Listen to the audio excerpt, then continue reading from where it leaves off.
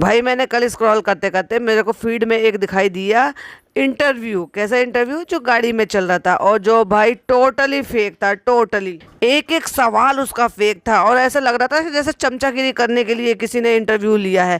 वो एक्चुअल में इंटरव्यू लग ही नहीं रहा था। और भाई चुन चुन के क्या बकवास सवाल थे। वो तो नॉर्मली आम लोगों को सबको पता ही है।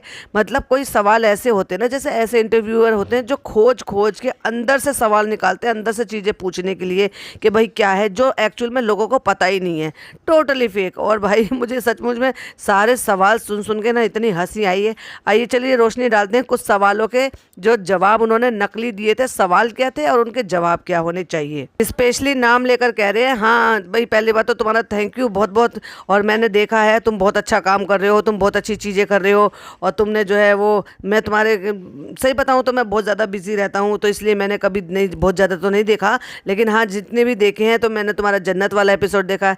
जन्नत वाला? रियली? वो जानबूझ के नाम लिया गया है, क्योंकि ये तो भाई किसी से छुपा ही नहीं है कि फैजू और जन्नत का नाम एक साथ लिया जाता है। और फिर नाम लिया फरा मैम का। तो भाई जब इधर से चमचागिरी हो रही थी तो फिर दूसरी तरफ से तो होना जरूरी था कि भाई मैं भी एक बार बताना चाहता हूँ कि आपका एक भी ऐसा व्लॉग नहीं होगा जो मेरे घर वालों से छूटा होगा, जो नहीं देखा होगा।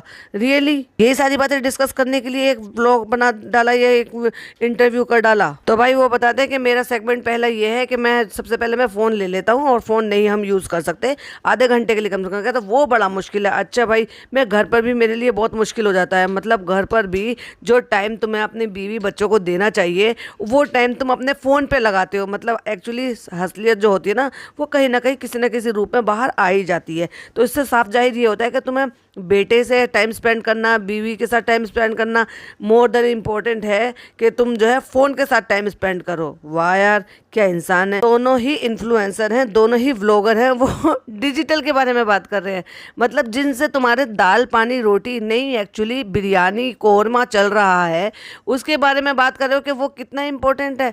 बेकार का सवाल और एकदम से यूजलेस सवाल था। कि आप लोगों को भी पता है अपने अपने फील्ड में आप लोगों ने क्या किया है और एक्चुअली इसकी किसकी वजह से आज आप यहाँ तक हो। और फिर वो बताते हैं कि जैसे हमने यूट्यूब की जर्नी शुरू की तो यूट्यूब की जर्नी में पहले जो है वो चालू अपी ने स्टार्ट की थी और चालू अपी के पीछे पीछे फिर जो है चिपिका ने स्टार्ट की और एक दिन में उनके 1 लाख 2 लाख सब्सक्राइबर हो गए थे। भाई होने थे क्योंकि फेम था। और आपकी जो बहन थी उनको भी आपकी वाइफ की फेम की वजह से ही वो सब कुछ मिला था।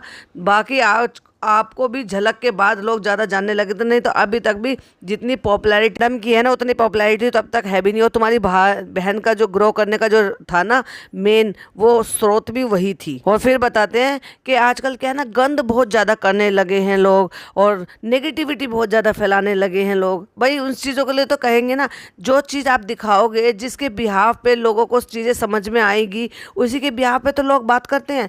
जो आप दिखाते हो, जो आप परोसते हो, जो आप जैसे करते हो उसके हिसाब से होता है। कोई कैमरा लेके तो इनके घर में चला नहीं जाता है। और दूसरी बात ये, अगर आप अपनी पर्सनल लाइफ को सोशल मीडिया पे अपलोड करते हो, अच्छा बुरा सब तरह का चीज़ें दिखाते हो, तो उसके हिसाब से फिर लोग जो है अपनी ओपिनियन देते हैं, क्योंकि आप जो है अपनी पर्सनल लाइफ को सेल कर रहे हो। अब भाई सेल कर रहे हो तो ये सब चीज़ें तो झेलना भी पड़ेगा।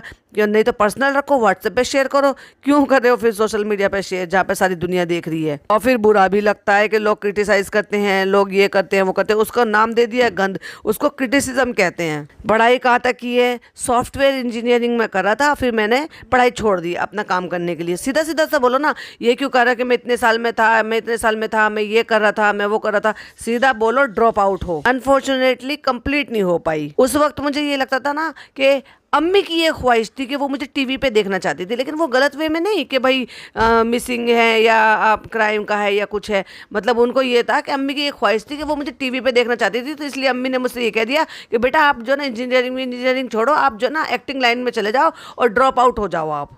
सच क्यों नहीं बोलते कि पढ़ाई लिखाई में आपका दूर दूर तक हाथ तंग था। आप पढ़ना लिखना चाहते थे, जैसे तैसे करके बस आपने 12th कर लिया था, उसके बाद आपको आगे कुछ करना नहीं था। आपको सिर्फ ये था कि जो है ना बिल्कुल ऐसा कोई हल्का काम ऐसा करना था कि जो इजी मनी का काम हो, और वही आपने कर भी लिया। बताते हैं कि वहाँ पे जो ना फेक होता है, लोग पैसे ले लेते हैं लेकिन काम नहीं होता है। ऑडिशन देने जाते थे, ऑडिशन के पैसे लगते थे। मतलब ये बताना चाहते हैं कि ओ माय गॉड मैंने कितना स्ट्रगल अपनी लाइफ में देखा है, जिसमें कि आपने 0 स्ट्रगल देखा है। क्योंकि आप तो रिश्तेदारों के यहाँ पे रहते थे, आपका कोई पैसे खाने पीने का खर्चा नहीं था, जिन रिश्तेदारों को आपने ऐसी लात मार दिया फिर सारी पोले भी आपकी क्रेजी कज़न ने खोल दी थी। तो झूठ उतना बोलो जितना लोगों से हजम हो सके। फिर मुझे पहला सीरियल मिला, फिर मैंने वो सीरियल किया, फिर उसके बाद फिर मुझे एसएस के मिला। एसएस के मैंने 500 एपिसोड किए। भाई मुझे तो याद नहीं है, अब हो तो हो, पता नहीं, मैंने कभी उसको सीरियल को बहुत पहले कभी ऐसा फॉलो नहीं किया था और ना ही कोई सीरियसली उसको फॉलो किया था। और उसके बाद फिर जब हमारे नैन मटक्का होना शुरू हो गया तो उसके दौरान जो है ना, जो क्योंकि मैडम हमारी शादीशुदा थी और जनाब हमारे जो है उनका सब ये पींगे बढ़ानी शुरू हो गई थी। तो जब पींगे बढ़ रही थी तो वो छुपाए नहीं छुपता ना, वो कहावत है ना, इश्क और मुश्क छुपाए नहीं छुपता। तो जब उनकी सारी लहरें बाहर उड़ी और उसकी जो खुशबू थी वो बाहर आई कि भाई क्या क्या पींगे बढ़ रही हैं और किसके बीच में क्या क्या हो रहा है, तो मैडम को जिनकी वजह से वहाँ पे इंडस्ट्री में एंट्री मिली, यानी कि उनके ब्रदर इन लॉ, यानी कि उनके हस्बैंड के सगे ट्विन ब्रदर, उनकी वजह से, तो उनकी वजह से उनको जनाब को आउट कर देना पड़ा। और क्या कह रहे थे, नहीं मुझे कुछ करने को नहीं था, एक्चुअली क्या है ना, लीड रोल बेचता लेकिन बस खड़े रहना बिना डायलॉग के, उसमें मुझे मज़ा नहीं आ रहा था। सीधे सीधे से बताओ ना कि आपको निकाला गया था, मज़ा तो आपको क्या ही आता। जिस टाइम पे कोई स्ट्रगलर होता है तो वो मेन लीड छोड़ने की बात नहीं करता, उसको जो काम मिल रहा होता है उसको सिर्फ क्योंकि अपना वहाँ पे टाइम पूरा करना होता है, जिससे कि वो के टाइम जितना आप ज़्यादा से ज़्यादा काम करते हो उतना ज़्यादा से ज़्यादा लोग आपको जानते हैं। इंडस्ट्री में बने रहने के लिए हर तरह के रोल करने पड़ते हैं, निभाने पड़ते हैं। पर नहीं, ये कहने हैं मुझे मज़ा नहीं आ रहा था इसलिए मैंने छोड़ दिया। तुमने क्विट नहीं किया था, तुम्हें एक्चुअली निकाला गया था, रिप्लेस किया गया था, क्योंकि तुमने मैडम के साथ पीढ़ें बढ़ा दी थी। और जैसे तुम वहाँ से अलग हुए तो उस दौरान जो है ना, मैडम ने फिर ये रियलाइज़ करा कि भाई तुम्हारे साथ तो कुछ जो है उनकी ज़्यादा ही अटैचमेंट हो गई है। फिर उनको अपने पति के साथ अटैचमेंट नहीं रही, तुम्हारे साथ अटैचमेंट हो गई है। और भाई फिर उसके बाद तो फिर इनका जो है ये सब चीज़ें स्टार्ट हो गई है प्रॉपर तरीके से। वहाँ सारे सेट पे सब बातें सब होने लगी थी, तो जनाब हो गए थे आउट और मैडम जो हो गई थी, क्योंकि मैडम को तो रिप्लेस कर नहीं सकते थे। क्यों नहीं कर सकते थे? क्योंकि मैडम जो है उस टाइम पे लीड रोल थी और पूरा का पूरा सीरियल ही उन पर आधारित था। लेकिन उस दौरान अलग होने के बावजूद भी फिर इनकी बातें सब चलती रही और फिर ये शिफ्ट हो गए लिविंग में, साथ में अपने हस्बैंड को वो छोड़कर आ गई इनके पास। वो सारी बातें एक बार भी नहीं बताया, ये एक बार भी नहीं बताया कि वो पहले मैरिड थी, ये सवाल नहीं पूछा गया कि वो शादीशुदा थी तो उसमें कोई दिक्कत तो नहीं आई, घर वालों को एतराज़ तो नहीं हुआ क्योंकि वो डिवोर्स ही थी, उन्होंने डिवोर्स ले लिया। इतने साल तक रिश्ता क्यों बना रहा? आप जो है 2012 से एक दूसरे को जानते थे और उसमें थे, लिविंग में थे, तो फिर शादी 2018 में क्यों की?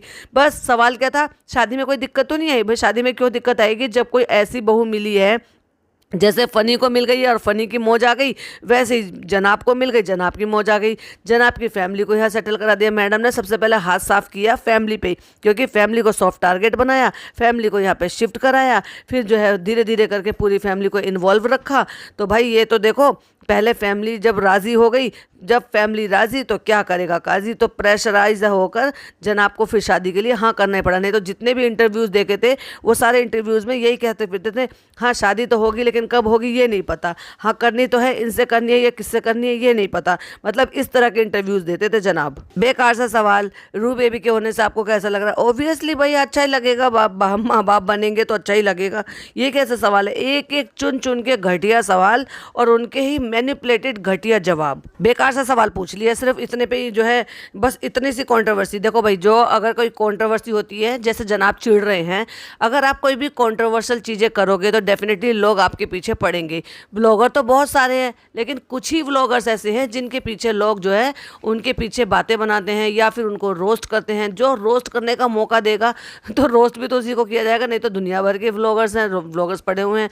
और जब तुम अच्छी बुरी सब तरह की अपनी लाइफ दिखाते हो, हाइड करते हो, उनको गलत तरीके से दिखाते हो, तो लोग तो बातें करेंगे। तो फिर उसमें चिढ़ने वाली क्या बात है? या तो फिर पर्सनल रखो अपनी लाइफ को, आओ ही मत यहाँ पे सोशल मीडिया पे। अगला सवाल पूछते कि यूट्यूब की वजह से कभी कोई बात हुई है आप में से? अरे नहीं नहीं नहीं नहीं, क्योंकि ये तो आदर्श फैमिली है। नहीं, यूट्यूब की वजह से कभी लड़ाई झगड़े नहीं हुए। लड़ाई झगड़े होते हैं, देखो इस बात को कह रहे हैं कि लड़ाई झगड़े होते हैं, लेकिन यूट्यूब की वजह से कभी नहीं हुआ कि भाई मेरे व्यूज़, क्योंकि फैजू ने सिर्फ एक सवाल पूछा, क्या मेरे व्यूज़ ज़्यादा आएंगे या इस कंटेंट पे मेरे ज़्यादा आएंगे या तुम्हारे कम कमाएंगे, देख मेरे पे कितने व्यू आए, तेरे पे कम व्यू आए। नहीं नहीं नहीं नहीं, इस बारे में कभी नहीं हुआ। हाँ, लेकिन हम ऐसे कर लेते हैं कि अगर हम ये वाला शूट कर रहे हैं तो तुम ये वाला कर लो, ये वाला शूट करते हैं तो तुम ये वाला कर लो। नहीं, तुम दोनों मियाँ बीवी ज़्यादा सुरते बन जाते हो और तुम क्या करते हो, तुम सारा कंटेंट खुद से क्रिएट कर लेते हो और चालू को छोड़ देते हो। तो चालू भी तुमसे कम नहीं है, वो पूरी मुदाहा मंडली को लेकर अपना कंटेंट जैसे तैसे करके निकाल ही लेती है, चाहे बच्चों को थकाए, चाहे बच्चों को खिलाए पिलाए, थोड़ा सा खर्चा कर लेती है उन पर और उनसे दुनिया भर का कंटेंट निकाल लेती है और लाखों रुपए कमा लेती है। तो ये इसको बहुत ही अच्छा सौदा कहा जाएगा कि कुछ हजारों खर्च करो और कुछ लाखों कमाओ, और वो वही करती है। फिर एक और घटिया सवाल, एक और बेकार सवाल, भाई कैसा लगा आपको कि आप फिनाले तक आए लेकिन आपको ट्रॉफी नहीं मिली? ये तो सारी दुनिया पूछ रही है और सारी दुनिया को पता है, ऑब्वियसली बुरा भी लगता है, तो वही जवाब भी उन्होंने दिया। लेकिन असली बात थोड़ी ना बताएंगे कि हाँ मुझे बहुत बुरा लगा, पूरे सीजन मेरी बीवी ने बना बना के खाना भिजवाया है, जनाब को जो है अच्छे से मार्क्स मिल जाएं, जनाब टिके रहे और जो जजेस हैं वो इम्प्रेस रहे, लेकिन उसका कोई फ़ायदा नहीं हुआ। क्यों? क्योंकि उन्होंने भी जो ना उनको एक बस वो कह देते हैं ना चूसनी देकर और बहका दिया था, यानी कि ये दिखा दिया कि बहुत अच्छा है, बहुत अच्छा है। जो भी कोई गेस्ट आ रहे हैं उनके सामने दिखा रहे हैं कि बहुत अच्छा है, ये ऐसा करता है, वैसे करता है। लेकिन हुआ क्या, एक्चुअली में उनको इनको विनर बनाना ही नहीं था, तो उनको जिनको विनर बनाना था उन्होंने बना दिया, क्योंकि उनको भी दिखाना था सोशल मीडिया की एक्चुअल में शान है क्या। अगला सवाल है, आप डांसर हो? ये तो ऑलरेडी वो बोल चुका था ना भाई कि मैं डांसर नहीं हूँ, मैं नॉन डांसर हूँ, मेरी बॉडी देखो ये डांस के लायक नहीं है। तो क्यों है ऐसी बॉडी आपकी डांस के लायक नहीं है? आप इंसान नहीं हो कि जैसे बाकी के इंसान है, आप जवान नहीं हो कि जैसे बाकी के लोग जवान है, ऐसी बॉडी आपने क्यों बनाई है? फिर दूसरा उन्होंने ये भी बोला कि आप स्टेरॉइड लेते हैं, जैसे आजकल लोग लेते हैं कि नहीं नहीं नहीं मैंने कभी स्टेरॉइड नहीं ली। अब उसमें कितना सच है कितना झूठ है अल्लाह बेहतर जाने, लेकिन भाई मेरे हिसाब से सारे सवाल एकदम बकवास बोगस थे और सारे जवाब एकदम से उससे भी ज़्यादा बकवास और बोगस थे। कोई मतलब बनता नहीं है इसका, और ना ही इसको इंटरव्यू कहेंगे, इसको तो बस ये कहेंगे कि एक कोलैबोरेशन हो गया है कि भाई तुम मेरे चैनल पे आ जाओ और मैं जो है इससे अपना कुछ व्यूज़ कमा लूँगा और तुम जो है तुम भी चाहो तो थोड़ी सी रिकॉर्डिंग कर लेना। क्या आपने वो इंटरव्यू देखा है और आपको कैसा लगा प्लीज़ कमेंट में जरूर बताइएगा, क्योंकि मुझे तो वहाँ बोरिंग वहाँ बकवास लगा। और देखो कोई ज़्यादा और वो भी नहीं आए हैं उतने ज़्यादा जितने व्यूज़ आने चाहिए ना, उतने व्यूज़ भी नहीं आए हैं मेरे ख्याल से जितने इनके चैनल पे आ जाते हैं। आपको क्या लगता है कमेंट में जरूर बताइए और अपना पॉइंट ऑफ व्यू मेरे साथ जरूर शेयर कीजिएगा। चलिए तो मैं मिलती हूँ आपसे नेक्स्ट वीडियो में, टिल देन बाय बाय, अल्लाह हाफिज़, टेक केयर।